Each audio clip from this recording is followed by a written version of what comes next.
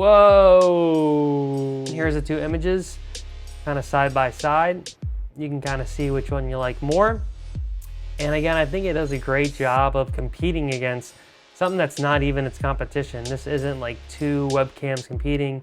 This is a mirrorless $1 million camera that can live stream also, versus a camera meant for your computer, meant to stream, meant to be easy. How crappy is your webcam? I mean, are we talking that 720p life, 2009? Like, what are we working with here? Do you need an upgraded webcam? Well, like most of us, you probably do. And I got a pretty cool product here from EMEET. It is the S800 webcam, and it shoots in that glorious 4K. And here it is, quick little unboxing right there. Nice little protective wrapping around there. And again, this was sent to me by EMEET, so I appreciate y'all. And this is kind of made for streaming. It's pretty cool. It does have HDR as well, which is nice. Shoots in 4K. You can also shoot 1080p 60, which is great. And it has built-in microphones as well. So yeah, we're gonna be doing some comparing with this with my mirrorless camera as a live stream camera, and just how the image quality looks. So let's just give this a quick little unboxing here. Nice small packaging.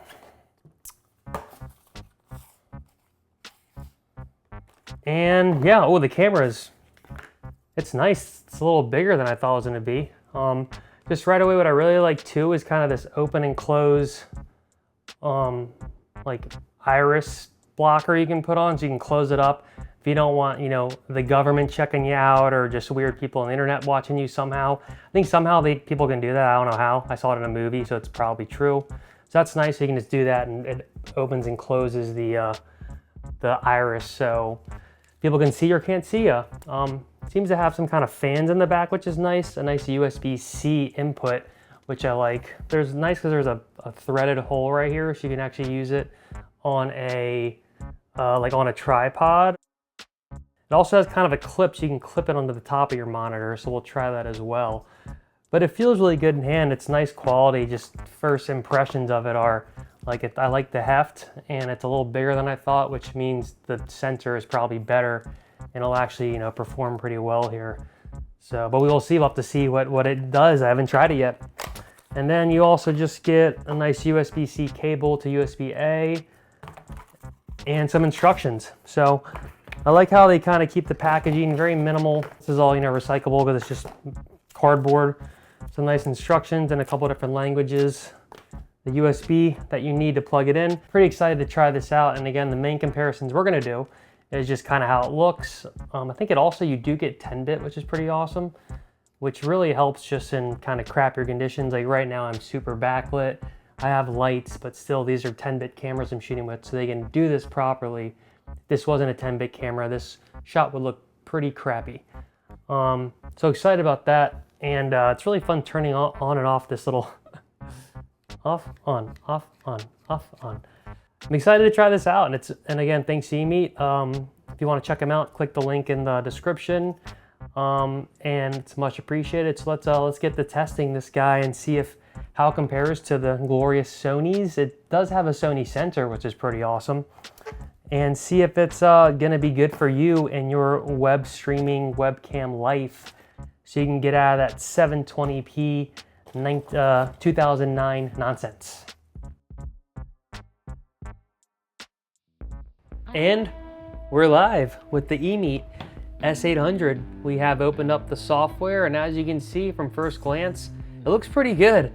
You can really tell just with the 4K, kind of just the sharpness there, and the actual 10-bit, you can tell that as well, just because there are some highlights like up there, and then even over here, where even though it is, the composition in terms of exposure is pretty nice, there's a lot of white kind of over here, and just colors that really, that 10-bit really gives you all that information. When you only have 8-bit, it can struggle, especially in areas down here where it's a lot of darkness, and over here where it can get kind of dark.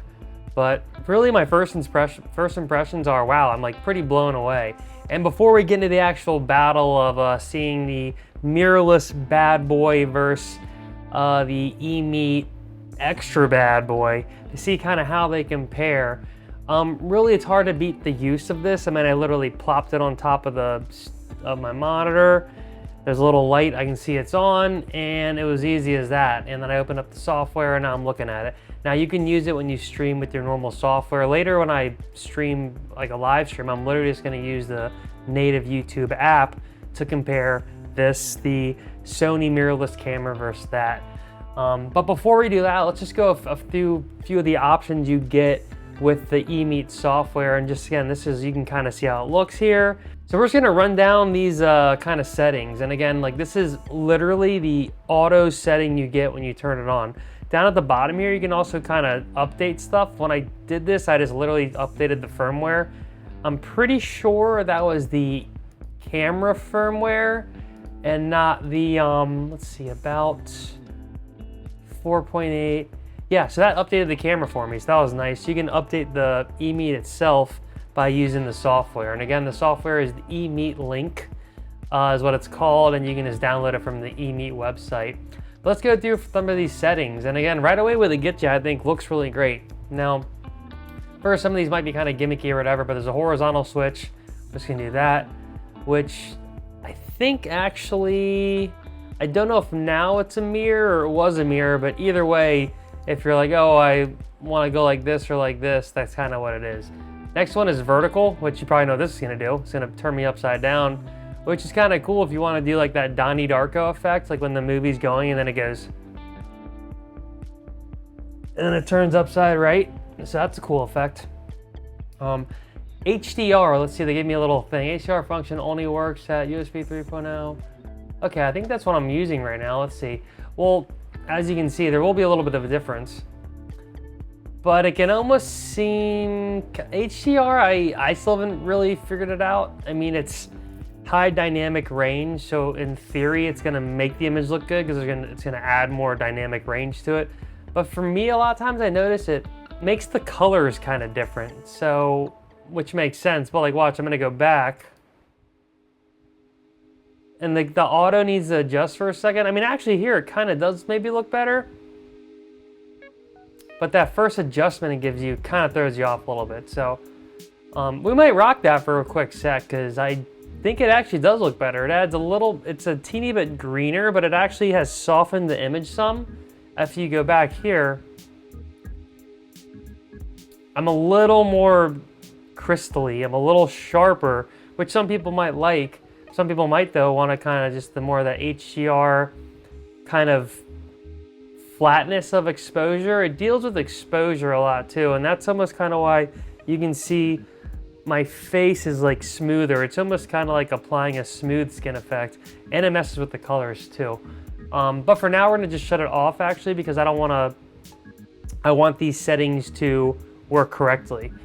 And again, real quick, this is a Sennheiser G4 Lav microphone. We will be testing out the EMEET microphone, but I think just for this part of the video, I'd rather use this microphone just because I can rely on it just for right now to sound how I need to sound. Then when we test that later in the video, we can compare and see.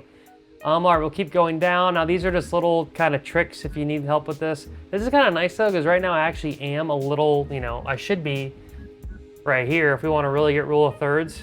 Like that's like the proper rule of thirds. So if photographers out there, good rule of thirds is get one of your eyes right there. And that's like, you're living that good life. So I'm pretty much there, I'm just a little lower. But if you're around this general vicinity of one of these top rule of thirds points, that's a great composition rule to compose your image correctly. Now we're gonna get into more fancy. Here's the golden ratio, which is pretty much a rule of thirds, but there's, it's kind of like this circular thing that will end up right here. So I don't know why they're calling it the golden ratio, but let's see, crosshairs is like this. And then square is just a little square. That's kind of nice because you'll know you're right in the middle. We're gonna go back to just normal face metering. So this will be for exposure too. So right now I'm center metering. It was on face metering, which is how you want to expose your shots.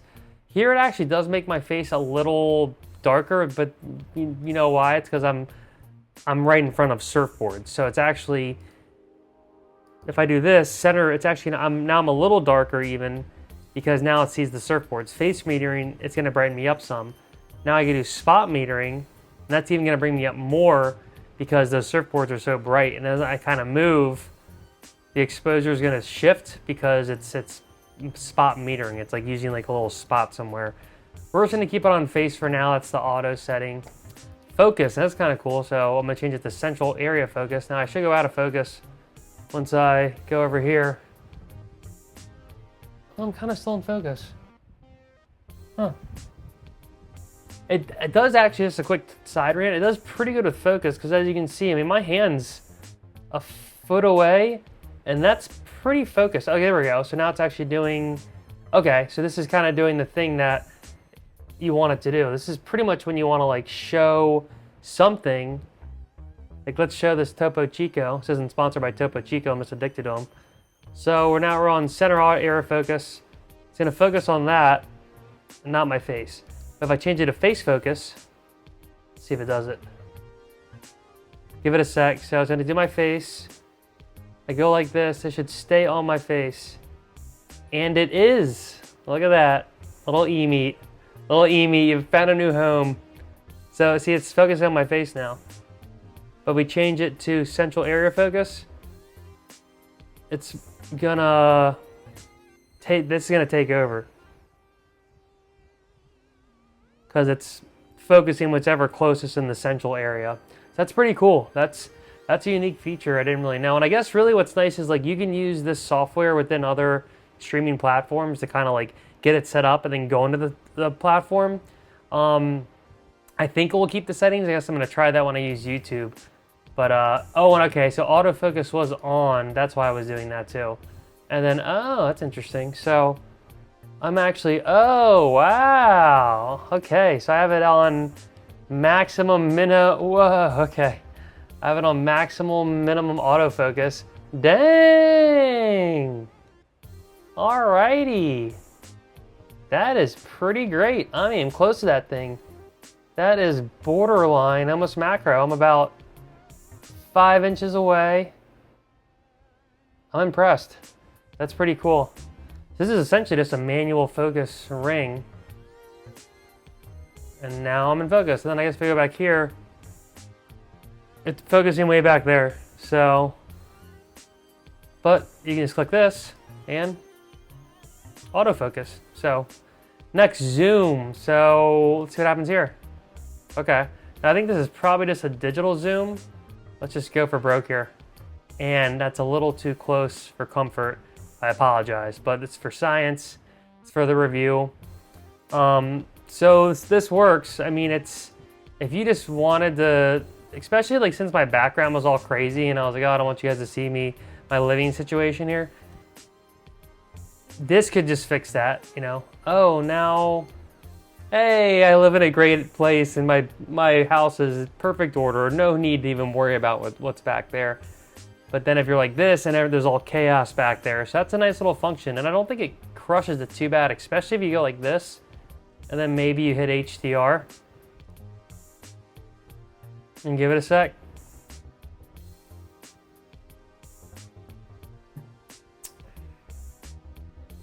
That's not bad. I mean, it's a little softer because you're zoomed in, but like, that's a nice little image right there for sure. So we'll zoom out, turn HDR off. Flicker, this is kind of deal with like how like your fluorescent or up top lights can kind of flicker sometimes when you're in weird buildings. I think it depends on like usually what country you're in, what this is mainly at. You don't have to worry about this usually if you're at a lower frame rate. Like 30, if we went to 1080, 60, you might have to worry about that. Or if you're just in like a really weird lighting situation. Now let's just run through some of these filters really quick. So this is just the normal one, which, you know, we can mess with brightness. Who am I? Batman. Come to the light, boy. Come into the light. So that's kind of cool. Contrast, you can like, you know, get some Sin City grittiness going on, or you can live in, you're back up in heaven. To the light, please. So that's kind of cool. And then I think just to Okay, EV. Okay, that kind of does something. Sharpness, pretty self-explanatory. Oh, it gets sharp. Hey, how you doing? Look like Scanner Darkly.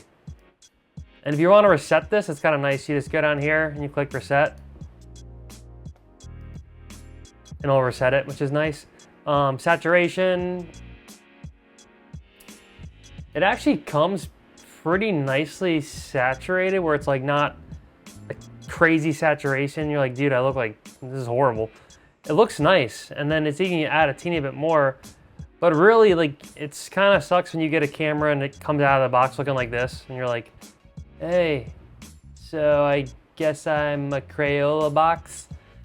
You almost rather be a little more of a log platform and then add a teeny bit where you need, but that's pretty cool. I really like that. Tone, this is pretty cool. I did take a quick glance at this earlier. Because of the 10-bit, you can actually do this and it looks really cool. Like, hey, and if you mess with the saturation, you can like really go crazy here. You don't want to see me angry. You wouldn't like me angry. Like, this is cool. Like, I can just do the rest of the stream like this. And then white balance, you can, this is essentially, it's funny because it doesn't really give you the, so we'll hit reset just to show you this. Continue. Now white balance, it kind of just gives you like this auto white balance, which right now I'm in like a mixed room because I didn't really want to get it too set up just to prove that this is supposed to be a webcam, not like some film light. I do have one ring camera just to balance out a little bit of the side over here. I have, that is a window with natural light bleeding in, and outside light is like the brightest light ever. So even a super bright light, like the ring light right in your face, so the ring light is right there, you can see. It's still gonna be, the outside is gonna be 10 times more bright all the time. So you have to really compensate. If you're near a window, you're backlit or something. If I was facing that way, it'd be a lot better, but because there's already so much light on my face here, I try to get some more coming in this way.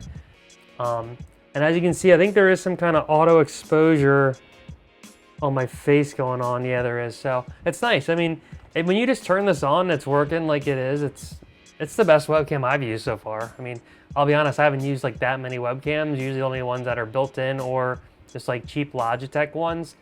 And I've never been like, oh, this is like a cool product and it's working good. I just need to have my face on the screen. The Sony Mirrorless camera does a really good job of live streaming, but this is like the first one of the Sonys to do this. This is a ZV-E1, and it really is, I mean, it's a $2,200 device, and it's a lot of, it's humongous too. It's about, you know, this lens, which is a small lens, is about as big as that whole camera, and they just made this able to live stream. Like, and it came out, you know, a year ago or something. So it's pretty new to be able to live stream with 4K, like awesome cameras easily. So the fact that this is 4K 30 with HDR 10-bit and it's like, looks like this good out of the box is pretty cool. So well done, EMEET. You get my initial thumbs up, and I appreciate this collab. It's going good. But back to finish this off, the white balance. So if you turn it off, it's gonna just, I guess it's going from 0 to, okay, it's going from cool to orange. So it's going from daylight to tungsten. So this is probably 2,000 or something, or this is probably, sorry, 6,000, and then going up, and this is probably, you know, 1,500 or 2,500 or something. So it's a little difficult to figure out where you are there, but I would just auto white balance and then mess with the saturation and the tone, or not the tone, sorry, the saturation and just like the contrast and stuff. And maybe mess with that a little bit, the white balance, if you can figure that out. But initially, just looking at what this is and what I am in real life. So that was just a run through of the program itself using the camera. Now we're going to have a battle between Sony ZV-E1 live streaming straight into YouTube versus the EMEET live streaming straight into YouTube. And just for the sake of this video, we're not going to change the shots too much. We're not going to change the lighting too much. Let's check that out now. A few moments later. All right, so I was able to actually get these streaming at the same time. So we're lives on the YouTubes on the Sony ZV-E1, and we are just screen recording / live on the little EMEET the little guy S800. And right away you'll notice that the EMEET it is actually a little more clearer now. There is a point where like you maybe don't want it this clear, and also just because of how full frame cameras are set up, the stream on the ZV-E1, there's more background blur because there is more depth, or there's less depth of field. So you can kind of mimic that by doing the old portrait on the EMEET right now, and now you're getting similar to a background blur. It's actually even more of an intense background blur. And then also, if you click on HDR on the EMEET, you can get it even looking, I think, a little more like the ZV-E1. So again, this is just a straight comparison side by side. I have the cameras set up as close as I can kind of get them. Let's maybe make this come down a little more. Let's see how this does. There we go. Now we're a little closer, but yeah, I mean, I'll let the images speak for themselves, but again, you're also comparing a $200 to $300 webcam versus a literal, like, made not for live streaming, but it's an option that I can get and do. But the ZV-E1 has the same sensor. These are all Sony sensors, which is nice, where you can kind of see the similarities in the images. But the ZV-E1 sensor is like the best sensor, I think, in the mirrorless cameras. Sure, you're comparing the ZV-E1's image on the YouTube right now to the EMEET S800, and even the fact that it can battle it and it looks pretty freaking good is saying a lot, because again, this is not a $2,500 device, and it's meant to be a webcam. It's not meant to be this super expensive mirrorless camera. Another thing I like too is because you get this wider image and a built-in f-stop. Like right now I just have the ZV-E1, the mirrorless Sony camera, like on its pretty much auto settings, like auto white balance, etc., to try to mimic the colors as best I can. But it's interesting how the colors on the ZV-E1, they're a lot more orange, where the EMEET is a little more of like a green. Again, you can go in here and mess with this in real time, which is great, which you can't do when you're live streaming right to YouTube and the YouTube app. Now there's other applications you can mess with it while you go, but just having all this functionality built in is pretty cool in the EMEET, so I really like that. And then I love just the reset setting. If you get too crazy, hit reset, and you go back to what it normally is. And again, I think I actually like the HDR setting. It smooths out the skin a little bit, and it makes the colors a little nicer. So yeah, so again, nice little comparison of the two. We are looking at the ZV-E1 right now, the mirrorless camera. See how this looks. And now we are looking at the EMEET S800 to see how this looks. Do you need to spend another, $2 billion to get the mirrorless camera, or are you happy with this image? And I'm gonna just make sure I turn off everything. I'm gonna hit reset one more time here. So again, here's the two images, kind of side by side. You can kind of see which one you like more. And again, I think it does a great job of competing against something that's not even its competition. This isn't like two webcams competing. This is a mirrorless $1 million camera that can live stream also, versus a camera meant for your computer, meant to stream, meant to be easy.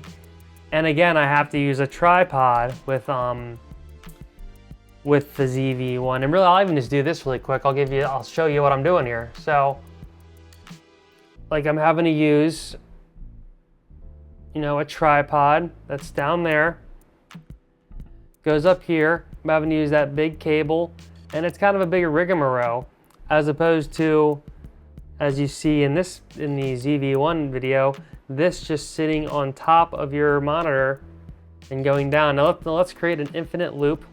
of images and just go down this rabbit hole. Whoa! Whoa! Whoa! Oh, you probably clicked off the video now. Sorry about that. Up, and you saw my background. So, cat's out of the bag. Don't look at that. That's not how I live. Promise. So you can even see the little EMEET in the ZV-E1 clip. But yeah, guys, I think the S800 it kind of blew me away. I really wasn't expecting much from this, considering that it's like this. I'm so used to using big full frame cameras now. Like sometimes when you go to these smaller kind of niche cameras, they aren't really the best for like low light inside shooting. Right now I'm only have one real film light, and it's the ring light that is around 3800 Kelvin right now, and it looks pretty freaking great for a simple webcam. So I think that wraps up our comparison, our competition of the mirrorless versus the webcam, the S800. I think the S800 held its ground. It did it. I'm gonna give it a tie. I'm gonna give it a quick tie because I love the ZV-E1 so much, and I've had it, you know, for a while now. I'm used to that glorious image, but I like this little extra crispness. I like the ease of use of the S800. I love all these little functions you can get with it. And again, I like how the HDR mode, especially, you just click that on and right away you're gonna get like a nicer, smoother image that is gonna edit better with the ZV-E1 image. So thanks again for everyone tuning in for another Hero's Journey show. Check out the links in the description to scoop a S800. They have other options as well. They have a Stream 1 camera, which is kind of more just for streaming, and you can set up multiple cameras, and they are wireless. That's a really cool option. I opted for the S800 this go around because I wanted a little higher quality of video. That comes with the cable, and it's up to 4K and the 10-bit, as opposed to having that multicam wireless streaming, which is super sick and awesome. But I just wanted the kind of 4K for the low light indoor shooting that I do a lot with webcams and stuff. So both are really great options. I'll check them out. Again, check out the links below. I appreciate everyone for tuning in. I appreciate everyone's support. But wait, there's more. I'm using the EMEET microphone. Now, the camera is on the top of my computer, so it is far away. It's not as close as the lavalier microphone. But we're gonna rock with the EMEET right now for a second. That audio, how does it sound? There's a few fans in the background. How is it blocking out? How is it not? Real quick too, when you're using EMEET, there's a few there's a few MacBook settings, or it's actually Firefox, I think, where you can kind of turn on portrait mode, you can turn on a studio light. You use in your Google Meet or your Zoom or whatever, if you want to blur your background, which I just did. Now my background's blurry. If you want to have more light on you, studio light, and now I'm more lit and front and center, and the background's blurring out of focus. So you'll notice this is what you see a lot of people on Zoom doing, because they don't want you to see their mess of a life, like I'm gonna do right now. But this is just a nice addition that Firefox seemed to have kind of set for me, that I can turn on and off. We're just gonna keep it bare bones and raw for now, because just to really show you what's going on here. And I'm gonna leave all the settings, the EMEET settings, kind of as they were. But like I said, all these settings, like the tone thing I was doing, that's pretty cool. So I'm messing with this while I'm live streaming on YouTube, which is pretty cool. I mean, this is kind of like other software, but you can just use the EMEET software as opposed to another one and go straight into the YouTube. So, I want to sharpen it up or maybe soften it up. Let's just make me Hulk. So I'm gonna be Hulk really quick. So we have that. We can really green me up here. Because of you in the alleyway, you're going down. I'm Hulk. Look at these eyes. You can't mess with Angry Hulk.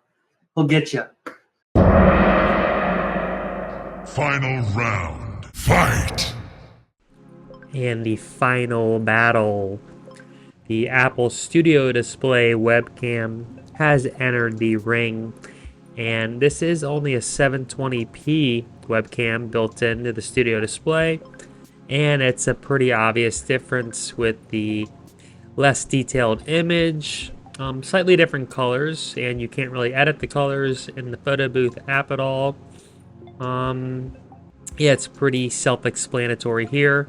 The 4K image versus 720p, and good reason right here if you have the studio display, which is an awesome monitor. This is the worst feature about it. It's still not horrible, but just a simple webcam like this, like the S800, really ups the ante a bunch.